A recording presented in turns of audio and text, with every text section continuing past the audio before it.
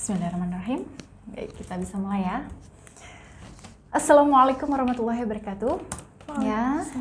Bismillahirrahmanirrahim. Alhamdulillah wassalatu wassalamu ala Rasulillah la haula wala quwata illa billah wa ba'du. Ya, para sahabat Bunda yang insya Allah selalu dirahmati Allah, kembali lagi ya dengan saya Bunda Ayu di live streaming saya. Baik, sebentar. Oke. Dan seperti biasanya di Instagram, Facebook maupun di YouTube ya, saya mengadakan live streaming kali ini.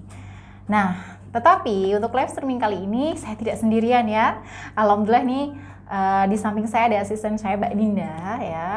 Kita mau membicarakan salah satu ya permasalahan rumah tangga yang mampir di meja konsultasi saya.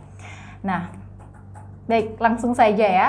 Karena ini yang baru bergabung nih Bapak siapa ini Dinda? Bapak Ilo ya Bapak? Iya Bapak kurang Ilo. Kelihatan. Agak jauh ini soalnya. Iya. Oke, baik kita langsung saja ya. Untuk Iya, live streaming kali ini, silahkan Mbak Dinda ada yang ingin dikonsultasikan atau sharing tentang permasalahan apa nih yang banyak terjadi di para sahabat Bunda nih yang curhat. Iya, seminggu akhir-akhir ini kebanyakan itu klien itu berkonsultasinya kebanyakan mengenai perselingkuhan Bunda. Ya, Jadi suami berselingkuh gitu, terus diam-diam menikah dengan selingkuhannya gitu tanpa diketahui istrinya sebelumnya gitu kan. Nah ini ada beberapa contoh kasus nih ya, yang salah satunya bikin saya baper. Nah, baper ya, Mbak Dinda sendiri baper lah. Iya sangat-sangat baper. Iya baper. Ini ya, ada seorang pasangan suami istri yang kira-kira menikah kurang lebih 3 tahun. Oke, menikah 3 tahun lalu. Nah saat ini istrinya ini sedang hamil Bunda. Oke, istri sahnya yang hamil Iya, ya? istri sahnya sedang hamil.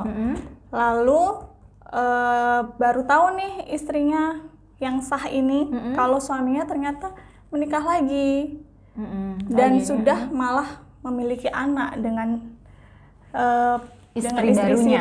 Istri sirinya. Gitu. Ya itu yang pertama gitu. Itu yang pertama. Jadi nikahnya juga diam-diam ya tanpa pengetahuan istri yang baru pertama tahu ya. nih istrinya. Apalagi dalam keadaan hamil kan pasti shock stres gitu kan. Apalagi ibu hamil tidak boleh stres gitu. Terus ada lagi nih kasus Bunda. Yang kedua ini sudah tahu nih ya kalau suaminya menikah gitu. Baru tahu. Terus awal pernikahan ini suami nggak adil dalam pembagian nafkah gitu. Oke. Jadi kalau saya ambil kesimpulan di sini, si suami ini dari awal sebenarnya untuk pemberian nafkah lahir ke istri ini kurang adil ya. Nah, dalam kasus ini tadi si klien bekerja atau tidak? Si klien bekerja, makanya itu alasan suami tidak memberi nafkah itu karena dirasa si istri ini sudah cukup gitu kebutuhannya karena sudah memiliki penghasilan sendiri gitu Bunda. Jadi gimana tuh menurut Bunda? Jadi ini jadi di awal ya kalau saya ambil kesimpulan di sini si suami dari awal udah nggak adil sama istrinya untuk memberikan nafkah secara lahir ya, tapi tiba-tiba kok menikah lagi gitu. Nah, iya gitu. Secara diam-diam juga. Secara diam-diam. Ya, para sahabat Bunda, makanya di channel YouTube saya memberikan salah satu judul ya, dilema istri ketika suami diam-diam menikah lagi ya. Ya, istri mana ya, seorang wanita ya, tahu tiba-tiba suaminya menikah lagi. Iya, pasti shock. Lalu galau pasti. Sedih, bingung, marah nggak? Marah, kecewa. Nah, marah, kecewa, ya itu wajar sebenarnya. Nah, sebenarnya begini ya Dinda ya, sebelum saya mengawali dan memberikan beberapa solusi untuk para bunda yang mungkin mengalami kasus yang seperti ini ya, entah suaminya selingkuh atau suaminya nih nggak tahu ya kayak disamber geledek gitu mendengar suaminya menikah diam-diam. Nah, dalam kasus rumah tangga pasti akan ada terjadinya konflik. Nah, ini salah satunya adanya pihak ketiga ya. Dan ya semuanya itu pasti ada sebab akibat ya. Apalagi dalam sebuah rumah tangga ya, adanya orang ketiga. Ya, kita tidak ingin intinya tidak ingin mencari yang salah dan yang benar, tapi kita ke intinya ya, ke inti solusinya untuk menyelesaikan masalah ini gitu. Ya, ada beberapa hal kenapa sikap pasangannya ini berubah atau sikap suaminya ini berubah. Ya, ada sebab, ada akibat. Si suami misalnya selingkuh karena bisa jadi awalnya si istri ini ya dalam pelayanan kurang, sering mengeluh dan lain sebagainya. Dan ada juga kasus suaminya itu pelit. Suaminya pelit, ngasih nafkah setengah-setengah. Bahkan ada si suami juga yang dia itu royal sama keluarganya, tapi sama istrinya kok pelit. Ada juga yang kayak gitu kan? Ada beberapa. Oke, itu juga ada akibat sebabnya. Sebabnya karena mungkin dulunya banyak kejadian seperti ini. Si istri ini hutang secara diam-diam, nggak cerita sama suaminya. Lalu si istri ini juga boros. Ada juga yang seperti itu. Tapi juga ada yang dari awal menikah itu udah pelit, Bunda. Dari awalnya itu si suami udah perhitungan gitu. Karena wataknya ya. Betul, karena memang ya watak asli. Jadi begini, tipe laki-laki dan perempuan itu nggak sama ya, berbeda ya. Jadi kita nggak bisa nyamain, makanya kalau orang konsultasi kan kita pasti tanya ya, udah berapa lama sikap perubahan suami, lalu apakah sebelumnya ada cekcok atau pertengkaran, kan begitu ya Dinda. Jadi kita nggak bisa langsung menyalahkan atau membenarkan antara si A dan si B gitu. Tapi kita fokus ke inti permasalahannya. Nah, kalau dalam kasus nih, menikah diam-diam, sebenarnya kita lihat tipenya ya. Kalau misal tipe yang Dinda ceritakan tadi, misalnya pasangannya udah menzolimi istrinya dari awal. Contoh nih, tadi katanya si suami ini jarang ngasih nafkah lahir, ya kan? Bahkan sama sekali enggak ya? Enggak. Karena ini tipe si suami yang menghalahkan. Menghalahkan tuh, kamu aja udah punya, ngapain aku kasih? Kan ada yang tipe yang seperti itu. Jadi udah menzolimi dari awal, tapi kok si suami tega gitu, udah nggak ngasih nafkah tapi diam-diam, menikah diam-diam kan gitu ya. Nah, sebenarnya dalam hal ini ada dua hal yang bisa Anda lakukan ya, para istri yang sedang mengalaminya, yaitu memang berpisah, ada cara yang terbaik, atau tetap mempertahankan rumah tangga. Kalau istilahnya dalam sebuah pernikahan itu banyak terjadi kezoliman ya, yang dilakukan pasangan ke kita. Misalnya pasangan tuh selalu KDRT.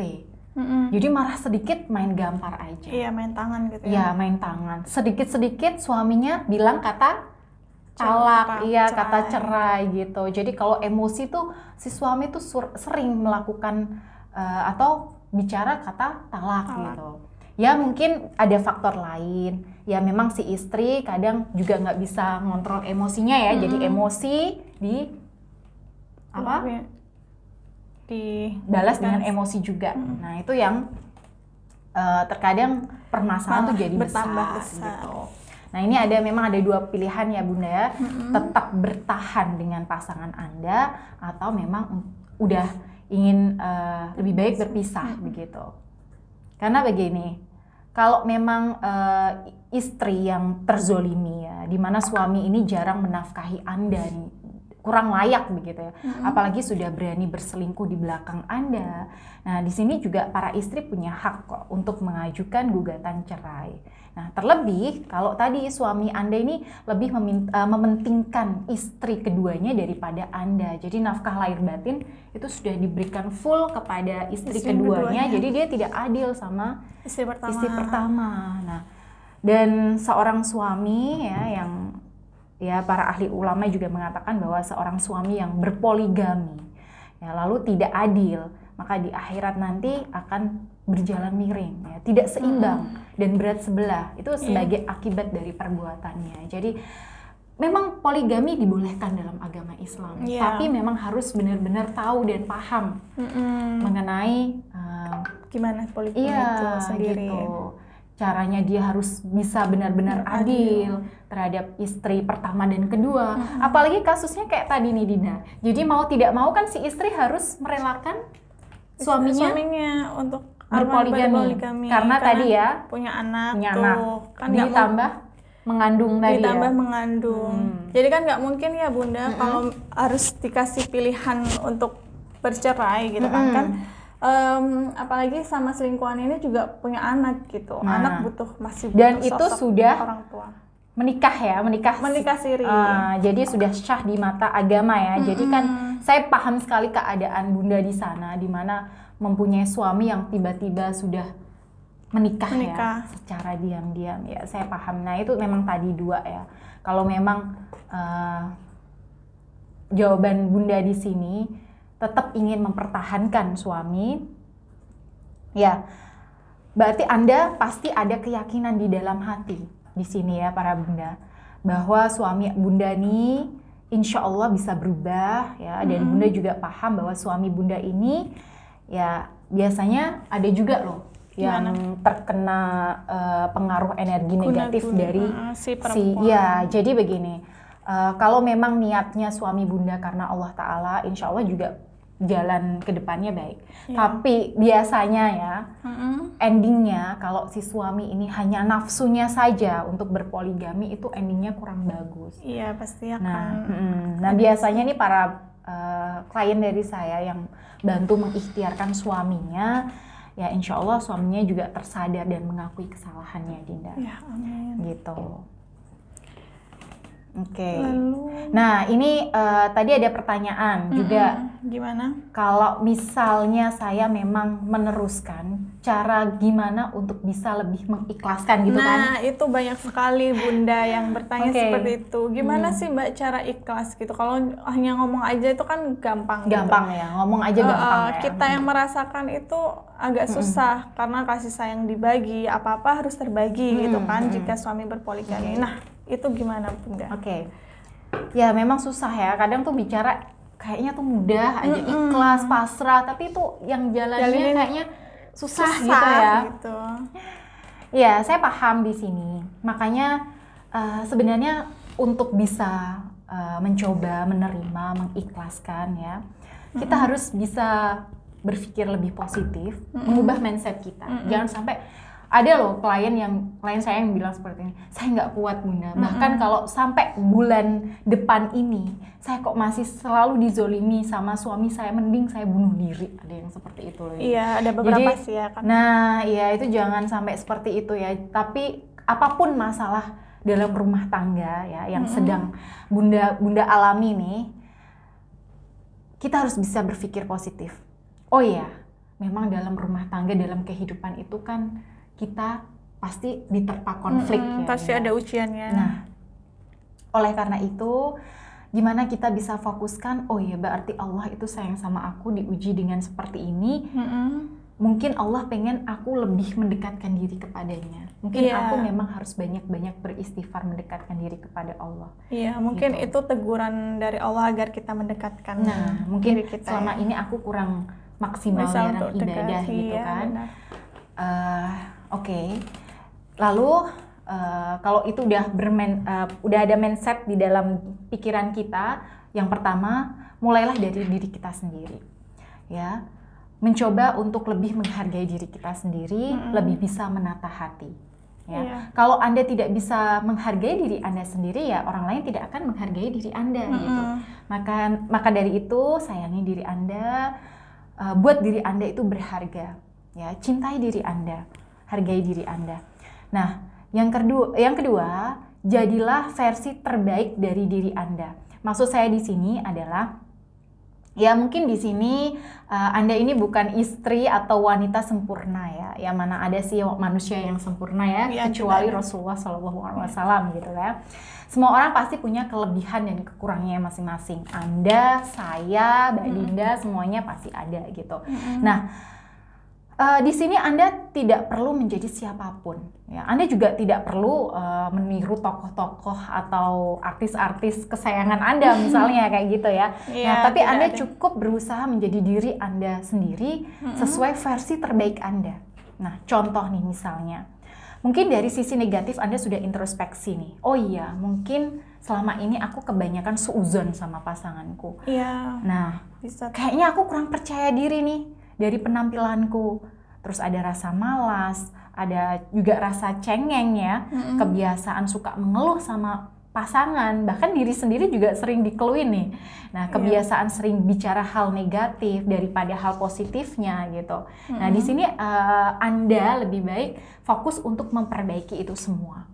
Jadi bukan demi siapapun, bukan demi untuk suami, bukan demi orang lain, tapi untuk diri Anda sendiri dulu. Nah, ini yang agak susah nih. Susah. Nah, jadi apapun yang Anda lakukan, ya, hal-hal positif apapun yang Anda lakukan, itu lakukan untuk diri Anda sendiri. Itu dulu. Nah, yang ketiga, Anda juga harus memiliki sumber kebahagiaan yang banyak. Jangan hanya fokus sama kebahagiaan satu. Misalnya sumber kebahagiaanku nih, bunda aku tuh pengen diperhatikan suami, itu bikin aku bahagia gitu. Itu hilangkan hal yang seperti itu ya, tanggalkan dulu karena sifat bergantung itu akan merugikan diri Anda sendiri. Ya, lebih baik coba Anda memiliki sumber kebahagiaan yang lain. Contoh apa aja, Dinda? Mungkin bisa melakukan hobi bunda apa gitu, misalnya. Kalau hobinya memasak, mungkin lebih rajin masak, bikin kue gitu. Kue bisa buat dijual lagi kan. Ada bisnis baru gitu kan. Atau, ada manfaatnya gitu ya. Kalau cantik, seneng nggak diri sendiri? Seneng dong. Seneng ya. Jadi kalau misalnya nih, kita cantik ya.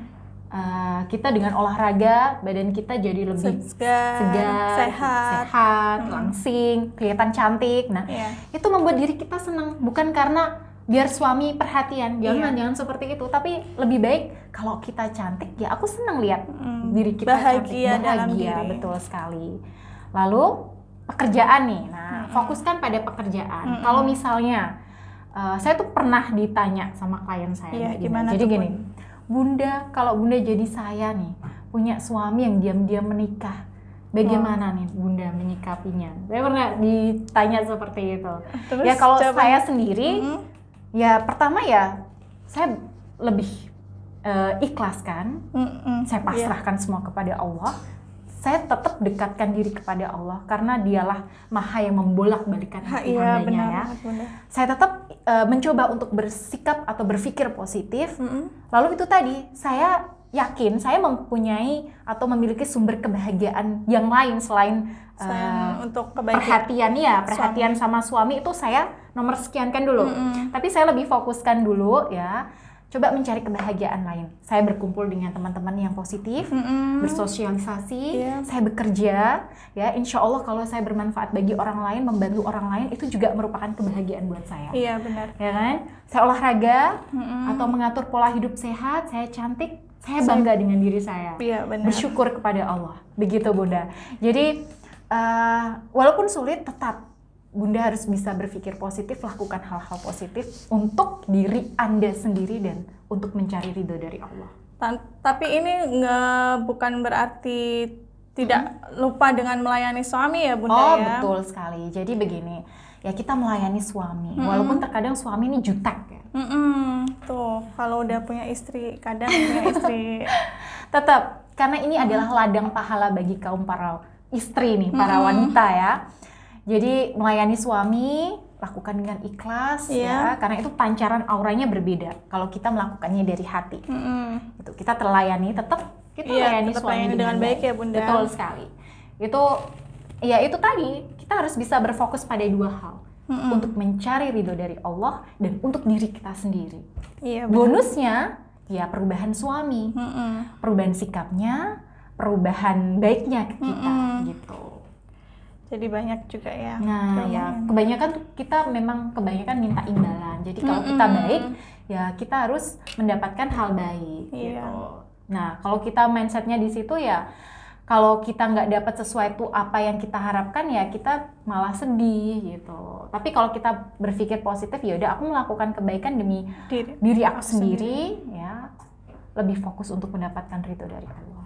Jadi bisa bahagia juga ya dalam diri. Bahkan wanita itu dijanjikan surganya Allah. Nah, itu tuh ya, jika apa, ayo Mbak Dinda? Ikhlas. Jika suaminya berpoligami.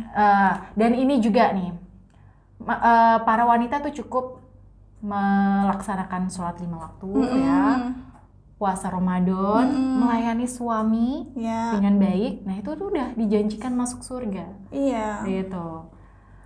Jadi ya insya Allah ya Bunda ya, tetap dalam menyikapinya itu tadi, kalau memang Bunda di sini tidak kuat dalam rumah tangganya itu banyak terjadi kezoliman ya suami, bahkan saya tuh ngenes banget ada suami yang tega banget KDRT sampai menyakiti benar-benar istrinya gitu, dan istrinya di sini bertahan, ingin tetap masih bertahan ya Bunda karena ya? Anak-anak itu. Iya ini. Tapi ya saya yakin juga dalam diri saya, dan mungkin para klien saya yang sudah merasakan manfaat dari sebuah ikhtiar ya, apalagi doa seorang istri yang soleh, insya Allah diijabah dan dikabulkan oleh Allah Subhanahu Wa Taala. Amin. Yang penting itu tadi ya, selalu berpikir positif, lakukan hal positif, yakin kalau Anda bisa. Tapi kalau Anda sudah di awal udah pasrah, udah nyerah, udah nggak bisa, ya itu memang hak Anda untuk bisa menggugat cerai pasangan Anda jika memang sering menzolimi pasangannya, begitu. Oke, begitu Dinda ya? Iya. Terus Bunda? Oke, untuk live streaming kali ini mungkin saya cukupkan itu ya. Bagi Anda yang masih bingung atau masih ada pertanyaan yang mengganjal di hati, silakan bisa curhat ya, yang ada di nomor yang ada di deskripsi video ini, nanti dibantu juga oleh asisten saya Mbak Dinda dulu. Nanti saya juga bantu ya, seperti biasanya. Seperti biasa. Baik, saya cukupkan untuk live streaming kali ini, dan terima kasih bagi yang sudah menonton live streaming saya. Dan akhirul kalam, saya Bunda Puspita dan Dinda Fatmasari.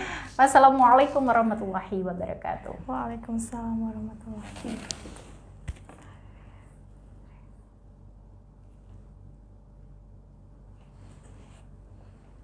Aku tuh bingung namaku siapa sih.